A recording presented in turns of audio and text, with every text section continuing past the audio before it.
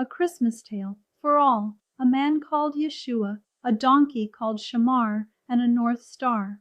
Once upon a time, Juniper Farm sat high above the countryside, a simple house, a cozy barn, and everyone was very happy there, the animals included.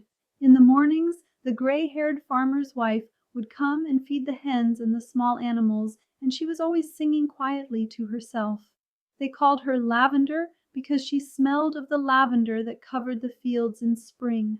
Later, the old farmer would come and put out hay for the bigger animals and carry water, and they called him Old Creaky Boots, because when he walked his boots creaked and they could hear him coming.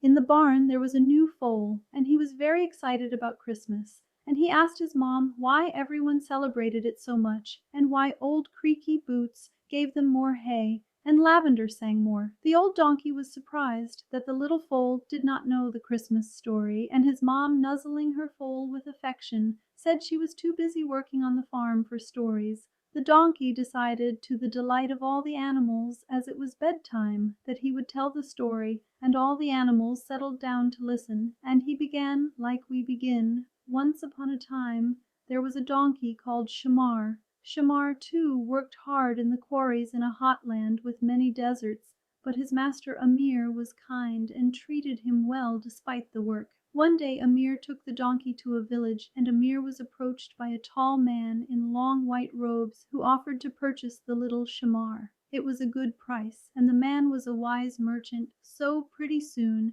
Shamar was on his way to his new home. That night, for they slept in the desert, the man Yeshua brushed and washed the donkey, with care telling him they would become good friends, and when he was done, he placed a mat of sheep's wool woven with pretty colors across his back to keep off the cool desert air. Shamar felt that he had indeed found a good home, and slept easy. For many days he walked with the man, and he met many people, for everyone seemed to know Yeshua, and he would stop and talk while the donkey waited patiently under a tree. One day they came to a sprawling house of wood with a well and mosaics all around a courtyard and a large orange tree, and there he met the Blue Lady, for she was always dressed in blue and smiling. Shamar got to rest in a little stable, and Yeshua and the Blue Lady would sit at a little wooden table beside him, eating olives from the groves behind the house and bread that the Blue Lady was always baking. There would be water and wine to drink and sweet apples for Shamar. It was a good life, and Shamar was very happy.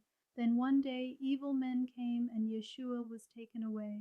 The Blue Lady wept much and rested her head on the little donkey, who comforted her as much as he could. The following days were quiet, and sadness filled the air, and then, just as Shamar was thinking he would never see his master again, he appeared in the darkness beside his stable. He told Shamar that he had important work to do, and he must always follow the North Star and take care of the Blue Lady. He pointed to a beautiful star above Shamar's stable, and then he disappeared.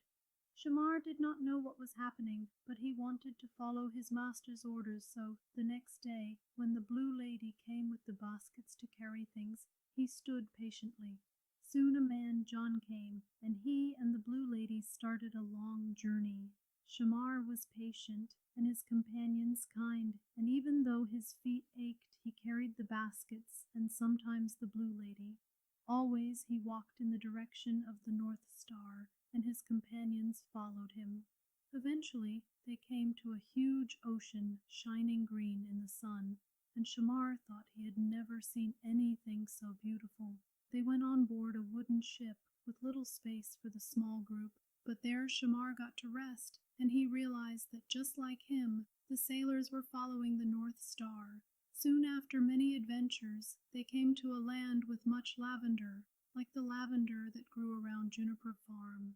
They went high into the mountains among the grape terraces.